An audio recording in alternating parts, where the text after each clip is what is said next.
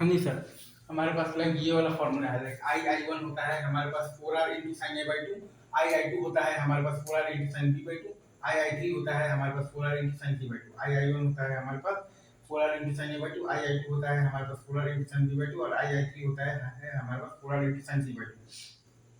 Again I1 I2 होता है 4R into cos c by two, I2 I3 होता है 4R into cos a by two और I1 I3 होता है 4R into cos b by two. I1 I2 होता है 4R into cos c by two, I2 I3 होता है 4R into cos a by two और I1 I3 होता है 4R into cos b by two. ये I1 होता है 4R into cos b by two into cos c by two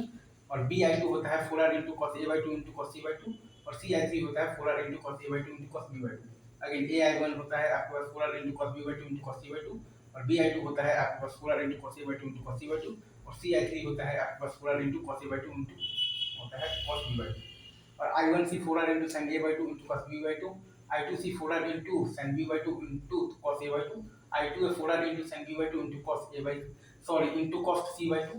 I2 मतलब कि I2 आपके पास आता है basically 4R into sin b by two into cos c by two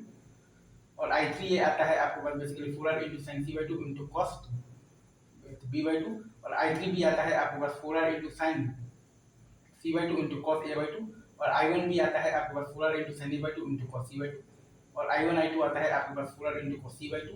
I2 I3 आता है 4R into cos a by two और I1 I3 आता है 4R into cos b by two और I1 C आता है 4R into sin a by two into आता है cos b by two. Again I1 C आता है आपके पास 4R into sin a by two into cos b by two,